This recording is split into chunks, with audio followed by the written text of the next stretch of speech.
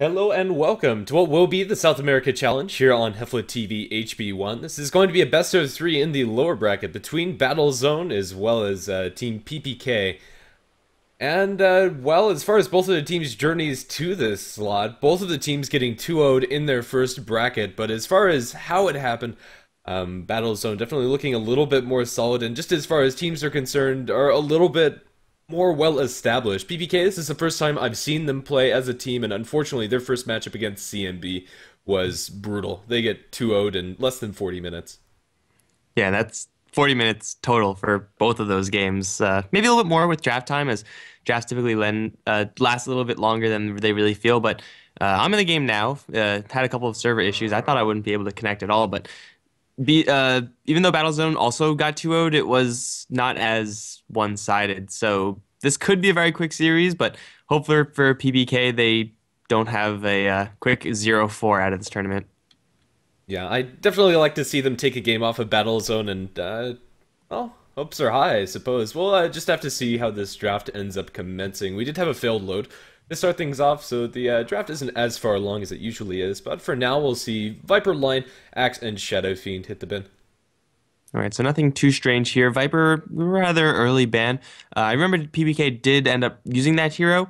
Don't really think it did very well because as a team they didn't really do that great, but it is a safe hero to pick at pretty much all stages of the game. Sniper is the first pick for PPK is reasonable, but Battlezone could also grab someone like Avenge, Clockwork, Troll, and a whole bunch of heroes available to the Battlezone side so that they could get right on top of that sniper or pull the sniper away from the rest of his team. Either way, it accomplishes the same thing. Yeah, for now, Battlezone, it's up to them what they want that blinker or gap closer to be, and for now it's going to be Queen of Pain. I was somewhat expecting something along the lines of a Storm, Batrider, or Clock, all of which were available. But Queen of Pain is a reasonable pick, I suppose. Yeah, she pretty much gets the job done, maybe not as well, mostly because when you jump in as Queen of Pain, you're fully committed. Whereas for Storm Spirit, if you jump in and if you don't like what you see, then you just ball lightning away, assuming you have left yourself some sort of mana. So when that happens, it's not too uncommon to see Queen of Pains jump in, unleash their burst combo, and then realize, well, wait, I don't have quite enough damage to kill the sniper, and Sniper is going to turn around with Grave and with his insane attack speed from Mask Madness and just annihilate the Queen of Pain. So you have to be very careful as far as that is concerned, but just having anyone to jump into the sniper and force him to stop firing is going to provide your team value in and of itself. Yeah, an important asset. It is the Dazzle next for PPK, so they are going to support their sniper in some way, shape, or form, and it is going to be a really useful utility to have. They'll ban out the Troll next, but for now, nothing too crazy from either side, I'd say. For now, this is pretty standard to the metagame. Yeah, probably will be relatively more standard until the 4th and 5th picks. Dazzle is, a very good hero. We see him all the time. Generally is left in the pool until a little bit later, but if you have a sniper, you really want to protect him as best you can, and that usually involves putting up walls, whether it's cogs or fissure walls, or just having a Vengeful Spirit on your team. Dazzle will also be able to do that job, so they could still go for an Earthshaker, and I actually really like the Earthshaker Sniper combination. Wherever they go, they'll be able to funnel someone into a whole bunch of shrapnel, and usually it will get you a couple of kills, but at the very least, they're going to be looking for some CC. Just having a tool to answer the Queen of Pain is absolutely necessary, as right now, a blink will get her out of pretty much any situation that she's in right now. Yeah, definitely. PPK should put a higher priority on some sort of lockdown in their next couple of picks, and probably that's going to come out of their offlaner. We'll just have to see. For Battlezone, they do have first pick out of the gate, and Batrider's available, as is the Clockwork. I think one of those will be filling that offlane role, and it looks to be the Clock. Well, it's definitely not going to be the Batrider. Drow Troll also going to get the hit with the ban hammer from PPK. Battlezone actually would have a really good Drow Ranger lineup, so it's pretty good foresight coming out from them. And of course, Troll Warlord doesn't really matter what the enemy team has as long as they're looking for a core. Troll Warlord is probably going to be a safe one. Clock is probably just going to be the safest pick for Battlezone. Again, it will show up the offlane that PPK are lacking themselves, and it's another great hero to follow up with the Queen of Pain. That blinking scenario that I was describing before happens a lot less when it's Queen of Pain +1 to make the jump in. Instead, they'll go for the Earthshaker. This does deny it away from PPK, and I think that's probably one of the most useful things about this pick, but Earthshaker's never bad, really. Fissure is such a wonderful spell to have on your side, and although their supporting duo does lack the ability to zone out the offlaner by themselves, as long as their core inside that lane is self-sufficient enough, they shouldn't run into too many issues. And also, when trying to deal with that sniper, it's not exactly a clockwork's worth of contribution with that hook shot and the battery assault damage, but just having a long range skill to throw towards the sniper to try to disrupt him is something that not many supports can do, and really Earthshaker is the only one that actually can contribute that to the team. So as far as in the lane, it looks like it's going to be good, and as far as shutting down the sniper, it looks like it will also be pretty good. It's again, someone to kind of help with the Queen of Pain. She blinks in after a fissure, and then just that extra bit of fissure damage, even if it's only level 2, level 3 skill, can probably clean up from there. So Battlezone with a really safe opening, and PPK, I mean, they're a little bit not as safe because Sniper is very, very punishable, and it looks like it is going to be punished. A Clockwork for them isn't really looking too terrible, or they could just grab someone with a stun. Yeah, really, as long as it has lockdown, I think it's an okay pick for PPK. Clockwork is really good against Earthshaker, but Battlezone do have the Vengeful Spirit to somewhat mitigate Clockwork's effects if they have a defensive swap out. PPK going to pick up another Glass Cannon in the Lina now for them. Does offer them the stun. Yeah, but it's also not really a stun. Unless you have a primary stunner, then Lina's LSA is going to be far from reliable. It is possible that PBK decide to throw Lina towards the mid lane, in which case Eul Scepter means that LSA is a real stun, not like a pseudo secondary stun.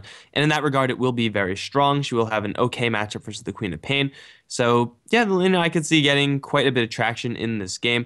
But again, the fragility of their heroes is going to be a big issue. Battlezone, I mean, Silencer is not really the highest damaging hero, but maybe it's going to be played as a core, in which case, late game, probably not going to be great in a heads-up fight versus the sniper, but he can sure do a lot of damage, and that Global Silence so far is looking like it'll be crippling. Yeah, definitely. For the Lina and Dazzle, both very annoying, and especially if we see something along the lines of an Aghanim Scepter Refresher Scythe build, having that double Scythe can also be pretty backbreaking. PPK going to pick up a Morphling. They already have a lot of lockdown to deal with this hero, though. Between the Venge, Queen of Pain, who's probably going to pick up an Orchid, Silencer, and Earthshaker, Morphling's time is not going to be the greatest. Well, it looks like in lane he's not going to be punished too much, as Battlezone look like they might be missing their off lane, although the potential for offensive tri-lane certainly is there from the Dire.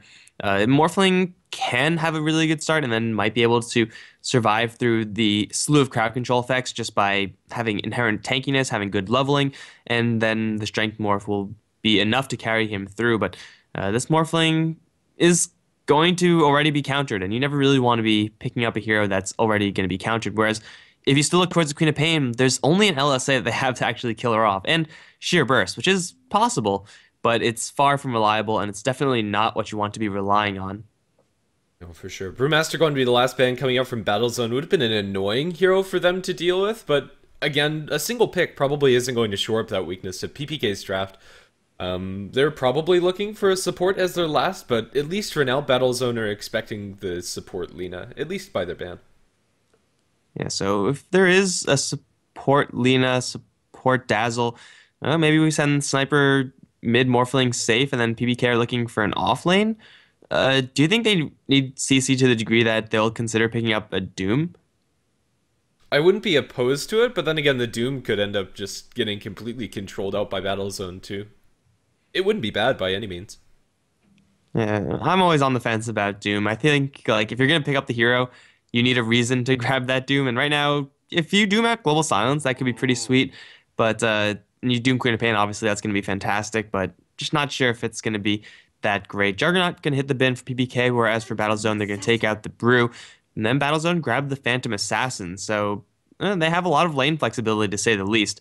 Hell, like even the Earthshaker can go solo mid, and if they want to run a support silencer, then they're allowed to do so. But it's pretty much a toss-up in the mid lane between PA, Quap, and hell, even Silencer Shaker. So it's gonna be a hard mid lane. Although OD for PPK going to try to lock down what I assume to be that mid.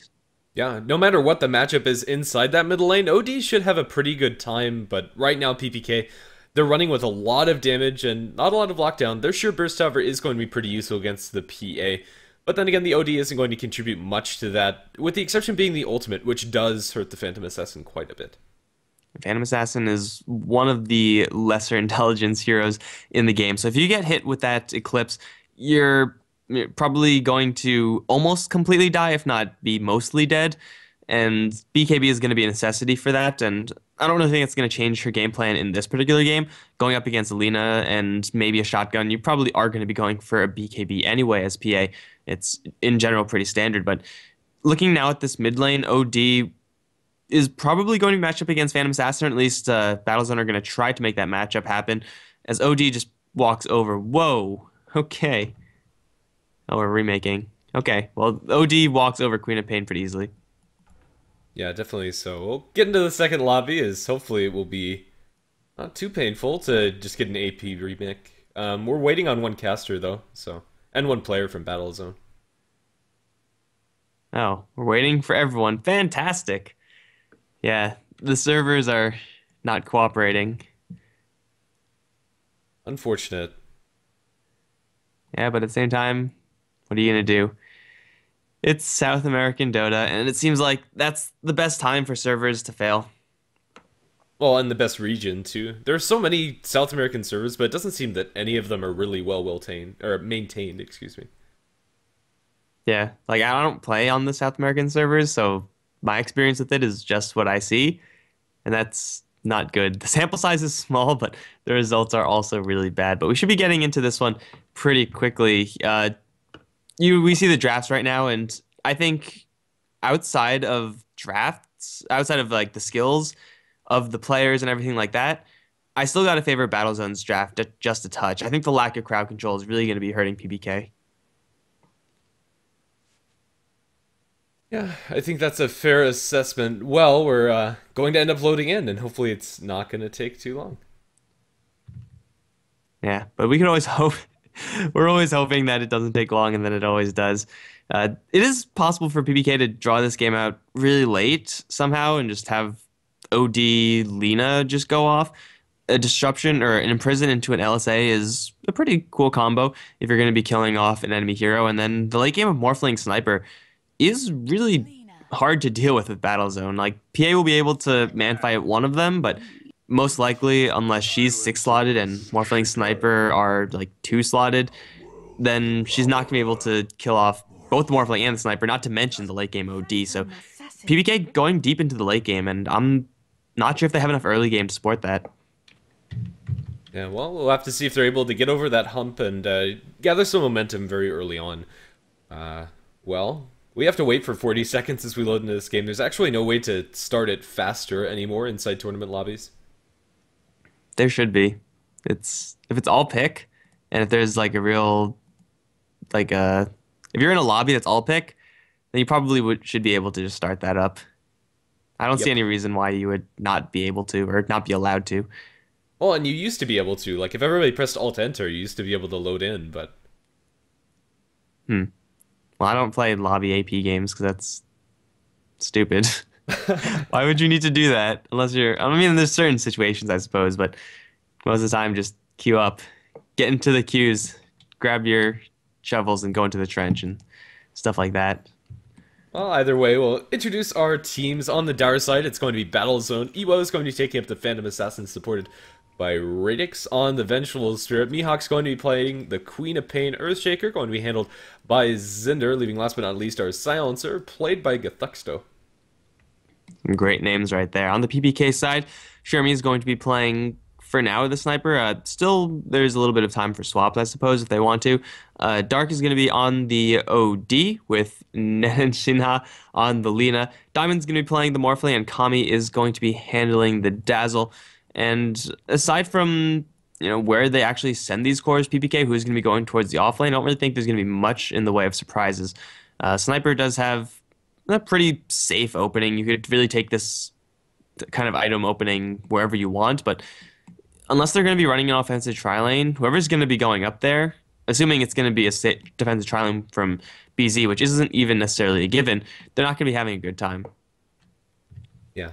Well, for now, Lena's disconnected, and apparently the reason is hotkeys. I am pretty confused as to why you'd have hotkey issues, though. This is an online tournament. Hey, maybe they're borrowing, ghosting computers, smurfing, other buzzwords. I don't know. Hotkey issues are always like I always think it's just all bullshit. They just have some other reason that they don't want to say. Well, there are some heroes that I like changing things around. Like for Meepo, I want to make sure I have like the oh my goodness, the poof on oh, what do you call it? Quick cast. Hmm. Or for like Naga Siren, I like turning auto attack on. But that takes like literally just a second. Unless you actually don't know where it is and you have to crawl through all the menus. Like, I have no idea where that stuff is. I would have to look because I don't use quick cast and I don't have auto attack on. So that would take me a little longer. But it wouldn't take me like more than 20 seconds. See, keyboard stopping working, that's something that's tangible. Man, it's not like you need a keyboard though. Who needs a keyboard? Just rebind, get a mouse with like those side buttons, and then just rebind all your skills and stuff to those buttons. Your APM will be perfectly used. Okay, so you don't even need any hotkeys, you actually just manually click on all of your abilities. I think I actually did that once on stream. It was not fun. No, I can't imagine it would be. I'm gonna play Meepo, guys, with the click poofing. It'll be amazing. All right, so we're loading out into the lanes, and it looks like for BZ, the Phantom Assassin, well, she has the Poor Man's Shield, she has the Tangos, is maybe not going to have that much mana to work with, depending on where the OD ends up. And, well, so far that's not really clear, although it does indicate going towards mid. The Silencer does have a Null Talisman first, and that would indicate that it is, in fact, going to be a core farming Silencer in an offensive tri-lane. Yeah, with Mihawk going solo safe lane on the Queen of Pain, operating with a decent amount of regeneration, and can very feasibly do that. Depending on what PPK's lane assignments are going to be. They'll drop the ward down, get themselves some nice vision over the enemy support rotations, as well as secure the aggressive tri-lane a little bit more. PPK aren't anywhere close and aren't able to contest it. Alright, so it's just going to be a pretty slow mid lane, I think. I mean, Phantom Assassin has the Poor Man's Shield, but that can only go so far when the OD has taken all of your intelligence. Outside of that, Queen of Pain maybe going to be going versus... Oh, no, actually, Silencer are going to be going toe-to-toe versus Sniper. That's not actually a matchup that I have seen before.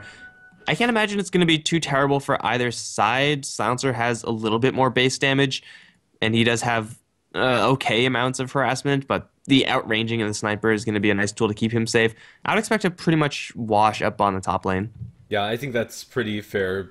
And, well, actually, now it's not going to be a wash, because they end up deciding to leave the Queen of Pain solo down towards bottom. With Zender and Radix here, the Sniper's not going to have a fun time. If he gets fissure blocked off, he's pretty much just dead.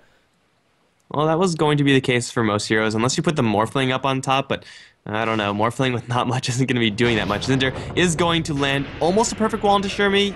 He's going to find a way to slip through that narrow crack. And Shermie taking quite a bit of damage, but hey, at the very least, doesn't outright die. Maybe could have had a little bit of better block, but that angle was extremely hard to land because the Sniper saw them coming. Regardless, that's pretty much going to set the tone for this top lane. Sniper already taking take aim at level 1 is usually a show of desperation. Yeah, pretty much. And for a solo offlane Sniper, you're pretty desperate already. Eventually, maybe you can go ahead and farm up some Ancients over on the sidelines, but that's so slow and not something you want to rely upon. Yeah, Sniper just doesn't have the damage output to convincingly do that. It will be fairly safe since you can just keep kiting them, and with your range, they'll never be able to touch you. But you're barely touching them with 45 damage a pop. That's going to be increasing at a very slow rate. Ancienting is not a reliable way of actually recovering for Sniper, and it's pretty much the same story from jungles. So Shermie's not going to be getting that much. It's being zoned out pretty much pure by the Vengeful Spirit at this point. And of course, the Shaker is going to be threatening rotations in. Down towards bottom lane, Mihawk not having a fantastic time either, but really the lack of CC means that Mihawk is fine to turn and fight. In fact, Kami dropping fairly low, getting into a slugfest with that Queen of Pain. I don't see them killing off this Queen of Pain unless she doesn't see a Lina coming, and that would involve an Invis rune or maybe a Haste rune. Yeah, mid lane matchup is actually pretty surprising for me. Ewo's crushing this lane, and I don't think that's really due to anything but player skill. 13-3 compared to 2-0. Outworld Devourer should be having a much better time. It's a pretty nice base damage advantage. The animation is in favor of the Phantom Assassin, and actually she's actually going to close into the OD. Magic Missile has not been used yet. In fact, Vengeful Spirit is 6 mana short. Oh, poor Vengeful Spirit. She wishes she was a little bit smarter. That OD with that level 2 Astral Imprisonment saving his bacon there, but even though he does get the intelligence, he does keep himself alive. He's not thriving in this lane. Phantom Assassin is currently a 26 mana boy. There's not really anything that you can do about this as a PA, but at the very least you're able to cast your spells. And then one benefit is that bottle charges give you a full mana pool once those wear off. And also Stifling Daggers does get a lot cheaper when you level it up, and I don't think there are many other heroes that would be able to get value despite having pretty much no mana. Like Bristleback, maybe, but only one Quill Spray isn't going to be doing anything. Like, if you have a hero with no intelligence, you want that hero to be Phantom Assassin. Yeah, because he already is working with so little. Mihawk going to blink down to the low ground, surviving against some traded blows after attempting to interrupt the pull operations. But for now, the laning stage is really passive, but ooh, they find themselves a Fissure Block and a Sniper. This time around, there's nowhere for Shermie to run. That's going to be First Blood drawn by Gethuxto. And then Gethuxto's instantly going to snap up that Hand of Midas recipe, so he's going to accelerate quite a bit, and Silencer with Hand of Midas is terrifying. He'll accelerate in gold experience a lot faster, not to mention his power of stealing intelligence, which versus Sniper isn't going to be super relevant. He doesn't really have to rely that much on his casting, but more damage for the Silencer for free always sounds pretty good. He's going to make his rotation down towards bottom. The classic quad lane with Morphling Sniper, and yeah, they're actually going to switch it up in its entirety, setting Morphling up to the top lane, who will be a little bit more resilient against this tri-lane, but still not immune, even with Lina behind him. Yeah, definitely so. Diamond, this is going to sacrifice the Morphling's farm a little bit, and up until now, PPK, this is the only hero that was doing well inside the lane, so I'm not sure if this ends up working out nicely for them or not. They in fact bring the full tri-lane. They commit 300 gold in order to make this rotation. Inside mid, OD's gonna die with just one more attack coming up from the Blink Strike, rotation in for Mihawk, and it's a pretty straightforward kill. OD is getting demolished.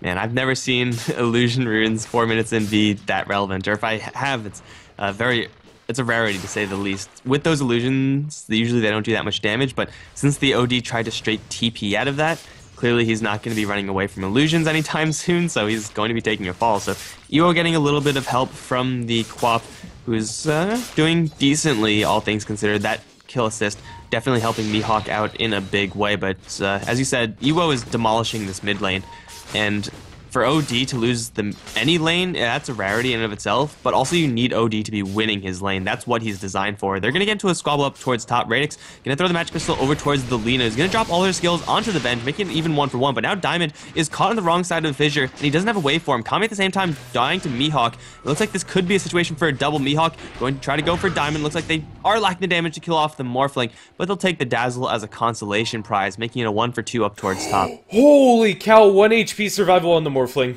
The Curse of the Silent almost got him, tangling up and strength morphing for all he's worth. Diamond, that was close. Oh man, I didn't see that Curse of the Silence. It's level 2, and it does do quite a bit, so must have snuck that one under my camera. Yeah, well, in the end, Morphling's going to survive, and good for PPK too. In the end, it's not the end of the world, although it's not great. At the very least, they get something. Queen of Pains rotated again towards mid with level 5, and with a DD rune picked up by the Phantom Assassin, presumably. This could be disastrous for the OD. Yeah, if he gets crit, then goodbye OD. It's also going to be mid lane staked out by Mihawk, who is level 5, and I can tell you one thing, no one expects the level 5 ganking Queen of Pain. She is, by doing this, leaving Shermie down towards bottom, and a Sniper getting some much-needed farm, going to be slowly recovering in this game, but yeah, if the Queen of Pain gets a couple more kills, then she will be outstripping the Sniper, despite the fact that the Sniper is just sitting alone in a 1v0 lane. They're going to jump in for mid, blink forward for that Shadow Strike, and then the wave through, and so many spells being thrown towards the OD, everything in the kitchen sink. And that's going to be a pretty clean kill. They don't even need to pop the double damage rune. It's, yeah, as you said, just a really easy kill. 1 to 5 is going to be our kill score this early on. PPK are slowing down, but at the very least, it's not over yet. The Sniper and the Morphling are still getting a decent amount, even though I don't see this OD contributing much. They'll get a tier 1 tower in mid lane. Battle zone as they get that last hit destruction on the Queen of Pain. She's almost at level 6.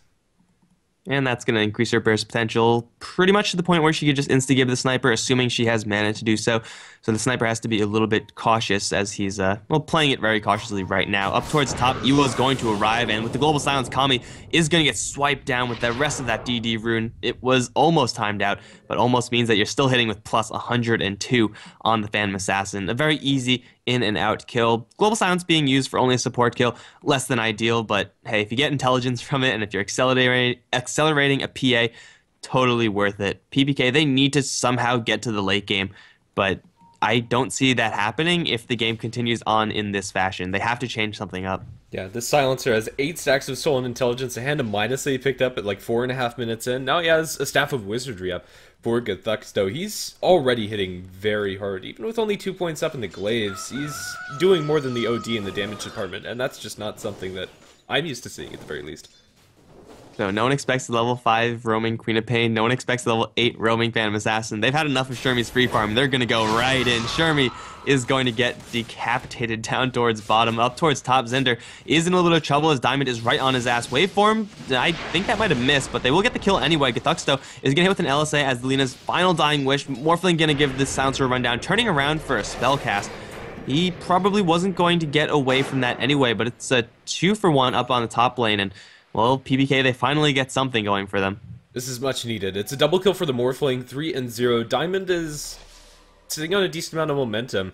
The Silencer does get yet another stack of intelligence, which is worrisome in some ways for PPK, but I don't think you can categorize that as much else than a victory. Tier 1 tower down towards bottom is dropped to almost half HP, but Battlezone can't actually kill that off unless they bring down Shermie. They'll get one crit, and with a Fissure long range, Ewo gets that kill. Can he get out cleanly? However, the TP is way too long. Long range Dragon Slave does drop Ewo low, but he has bottle charges, and we'll be just fine.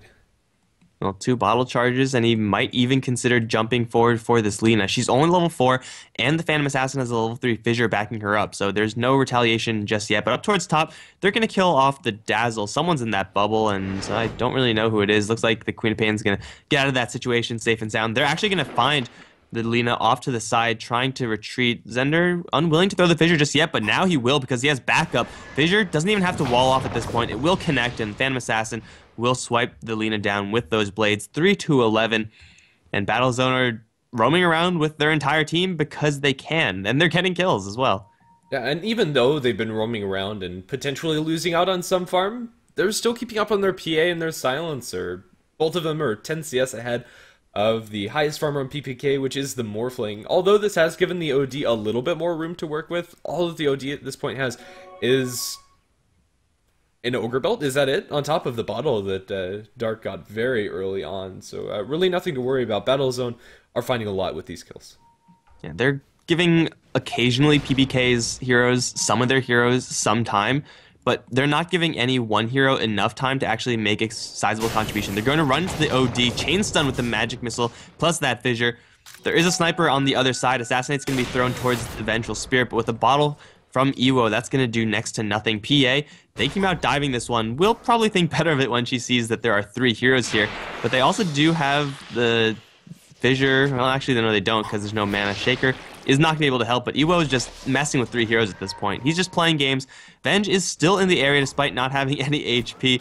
Ewo is just fishing for a crit. Doesn't really want to jump towards the Lina. Sniper's going to take out the Vengeful Spirit in the meantime, and now might have a chance to get a double onto Ewo. Probably not going to happen without any shrapnel, but Ewo will slip away. Vengeful Spirit probably getting tied into a fight that she shouldn't have any business going into.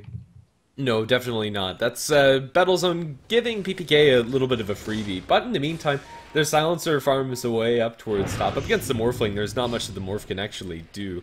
In fact, he's almost completely drained out of mana and can't even show his face anymore. He ends up just dying. With the Global Silence up, Diamond's forced all the way back. Man, the Silencer is under no pressure, has 5 kills, has a ton of intelligence under his belt, and he's very close to what I would assume to be an Aghanim Scepter. With maxed out Curse of the Silent, that will do quite a bit of damage to the level 4 Lina, the level 5 Dazzle, and not to mention there are the cores being fairly soft inherently, so this Global Silence is going to be hurting quite a bit, and even after that, like, Hanamitis is going to let the Silencer cascade into, what, a Sheepstick, a Rod of Atos, anything that gives a lot of intelligence. Bottom line, Silencer is going to be dishing a lot of damage. For sure. Right now, There's a big rotation coming out from Battle Zone heroes in the bottom lane, but they haven't found anything immediately. More interesting, maybe, is that the Tier 1 tower up towards top is getting pressured out by Gathuxto, and Ewo is sitting behind in case they go into the silencer, but for now, neither team are really making any aggressive moves. That's fantastic for Battlezone right now because for PPK, they have 4 heroes down in the bottom lane, not even preventing the Queen of Pain's farm. And that's a waste of time for all of those heroes. Queen of Pain, by the way, has a Dagon, and she's looking for a target. There is a possibility that Grave will save someone, but it has to be on point and very, very quick. Mihawk is going to run into the Lina, is going to look for a Sonic Wave angle. Not quite going to find it, but the Global Silence is there. That means no help from this Dazzle to take out 2 immediately. Looking for a third. Kami is going to get Sonic Wave straight to the dome. Mihawk taking quite a bit of damage, though none damage dealt by that ultimate from the OD. Ewo now right on top of the OD was going to crit him down. Just a couple more hits is all they need. Diamond is going to waveform through, however, misses the hit onto Zender, now getting stunned by the Earthshaker. Mihawk going to re-arrive into this fight. Ewo, seemingly unkillable, is going to be eating tower shots left, right, and center, and he's still going to walk away. Someone else is TPing in. The Lina, does she have a Laguna Blade? She doesn't. She's going to throw her combo, but Ewo, still alive, is going to man-fight it up with Mihawk there. It's going to be a complete team wipe in a 3v5 scenario? Yeah, 3v5 with the first Blink Dagger picked up by Zender. He is now on top of, or with 1500 gold on top of that. Battlezone get a huge victory. PPK had no real business fighting that, I don't think. That Lina definitely was an unnecessary re-teleport in. That Global Silence also being very relevant. The Queen of Pain, didn't really get the Sonic Wave angle that she was looking for, but it's still level 9 Queen of Pain up against a whole bunch of heroes that's like level 4, level 5 Dazzle still on the, or Lina and Dazzle, still very low levels. So the burst damage of Queen of Pain, just the raw power is certainly there. Not to mention the Phantom Assassin, who is going to be going for a Battle Fury. It doesn't seem like it's really a Battle Fury game, given how this game is being played out. In fact, I would say, if anything, this is looking more and more like an armlet game for the PA, but bottom line, she's going to have even more damage, and it's not like she has a shortage of damage right now. 507, and she's only going to get stronger. Yeah, definitely. So I really would have loved to see an armlet on the Phantom Assassin. If there ever was an armlet game, now's the time. Mid lane, I think this OD is just dead. With the Blink and the Earthshaker, they're going to be able to follow up after the Fissure. He can't even get off his imprisonment. Although Zender is stuck inside a corner, he'll get a swap out from Radix, and the Vengeful Spirit's able to wiggle through that corner. Everybody makes it out alive. The Queen of Pain showing off her Dagon for the first time. And Zender also showing off his Blink Dagger there. He doesn't have an Echo Slam for another 20, but this is still a 15-minute Blink Dagger on anyone. That would be a pretty decent time. Even for like an offlane hero with a little bit of pressure, that would be good. But for a pure support Shaker, man, you can't really ask for much more. So the net worth is getting to a stage, like the net worth chart thing on the left side, that's getting to a stage where it is pretty much all you need to look at. Morphling is ahead of the 2 supports of the BZ side, and honestly not even by that much. As Diamond down towards bottom is going to hit with the Curse of Sound, jump in from Ewo and Zender, and critted down in an instant. At the same time, they're able to take out the Lina with Mihawk. That's 2 easy kills with that Global Silence, and the pressure on all lanes is going to continue. Yeah, Battlezone taking a fight on 2 fronts with that Aghanim Scepter ultimate coming up from the Silencer with level 11 too. PPK just couldn't fight at all. They took way too much damage, and there's your Battle Fury completed up by the PA. The Silencer is well on his way towards his next item, which is going to be a Refresher. He almost has that Oblivion Staff finished, and I don't think there's really much else to talk about this game. PPK need to resort to some desperate measures and hope for some really big team fights going their way. But I don't think that they have the ultimates to back that up. As we saw in the last fight down towards bottom, the Outworld Devourer's ultimate did literally nothing to the Queen of Pain, although it's still going to hurt Ewo pretty hard. That's about it, and by the time that it becomes relevant, the Phantom Assassin should have a BKB. So if the Silencer does grab a Refresher Orb, just did some quick mental math, unless the Lina and Dazzle get, and even the Morphling right now with the current HP that he's sitting at, unless they get more health, they will just straight up die to the Silencer double ultimate if he layers it correctly. It's like 700-ish magical damage. Yeah, it's I think really nasty. It's just short with resistance, I think, but still, it's almost enough to instantly kill them. Yeah, if there was a Zeus, that combination definitely would be enough, and even without it, you have them showing their face inside the team fights. Battlezone's heroes are very mobile. You have a Blinking and Queen of Pain, and you have the Blink Strike up for PA. And, well, speaking of PA's items, we now have an Aegis of the Immortal. Assassinate's going to be thrown top, but that hardly tickles Battle Zone. The Queen of Pain and Earthshaker both have blinks. I don't think they're going to die to an Assassinate anytime soon. And Ewo, he's going to find the OD. Even the illusions demolishing the OD. There is a weave there. Radix is going to get a little bit closer with that swap. He's going to throw the missile, and with the crit, that will be the death of the OD. Now PA going to run rampant, and PPK have no frontliner. They have to just spread out and hope to not die, and hope Ewo is merciful, but he's not. He's going to jump straight for Kami. LSA not even going to connect at such a range. Blink in for an Echo Slam. It's going to kill off 2 with the Fissure onto 3. Sure, he's going to take a fall. And now Diamond will take out the Aegis. Might kill off the Shaker as well, but there are stuns to deal with. There's burst from Mihawk. Wave through from the Venge off to the right, and Diamond is going to get Sonic Wave. It's a clean 5-0 for BZ, 4-26. And yeah, that's a kill, I guess, with the Aegis, but that's not really going to be a nice win for them at all. No, it's really not. Again, we're in a situation where PPK draft really greedily, and just need to hope for a miracle at this point. But that said, if the Phantom Assassin gives away her killing spree, as does the Queen of Pain, and pretty much every hero on the side of Battle Zone, the amount of gold that PPK get is going to be quite immense. And maybe, just maybe, if they do give those away, and Battle Zone get a little overconfident, maybe there can be a comeback, but the chances are slim to none. I want to say that PPK have drafted very similarly in the previous set. They just went a little bit too deep into the late game and had, well, no ability to fight early on, and then in the second game they did change that up. So we might be seeing that in the second game of this series, but for right now it's not going to be doing them any favors. In fact, Shermie is just going to die here. This is DD Rune on the Phantom Assassin. Show me a crit. There it is. That's 907 worth of damage. 20 minutes in the game. PA now is up for a 2v4. He does have Radix off in the area, but Earthshaker's here as well with the Global Silence. That's going to connect onto everyone. Ewo's going to clean up 2 with 2 swipes of his blades. Looking for a third onto Kami. 1, 2, 3 hits, not quite going to do it because of that Grave, but he's taking no damage in the meantime. He's going to turn around and decide to go for Diamond instead. After throwing the dagger at the Dazzle, it's going to be a 5-kill streak for Ewo. And he's still a little bit healthier. He could still go for more if there were more heroes to kill off. This Phantom Assassin is just going off, man. It's like, it's disgusting.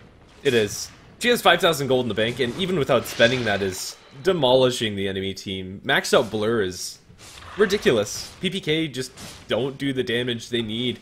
Need a level 6 for Lina, but that's not even there. They'll attempt an assassination onto Ewo. Blink Strike does not disjoint that. They'll end up eating that to the face, but in the meantime, it looks like they might lose somebody on the back lines. The sniper is going to get a dagger and the crit! Oh my goodness. He's not there anymore. 4-32 is going to be our kill score. Can they kill off Ewo? With the miss on the OD's projectile, not going to happen, and GG's called out by Shermie. Man, Phantom Assassin, again, this is not a Battle Fury game by any stretch. Guys, if you're in a very similar situation to this game, don't go for the Battle Fury. It's less than ideal, but it doesn't even matter. He ends the game with 5,300 gold. And first of all, you're not even supposed to like have that much gold at this point in the game, but he just had that casually in his stash. It's a very quick game number 1, and we'll be heading into game number 2 shortly, where PPK, they have to draft more early game, or else we're going to have a repeat of this. Yeah, definitely. So let's see if they're going to be able to come back. We'll be back with PPK versus Battle Zone game number 2 coming up in just a few minutes. So don't go anywhere here. We'll be back on HeflaTV HP1.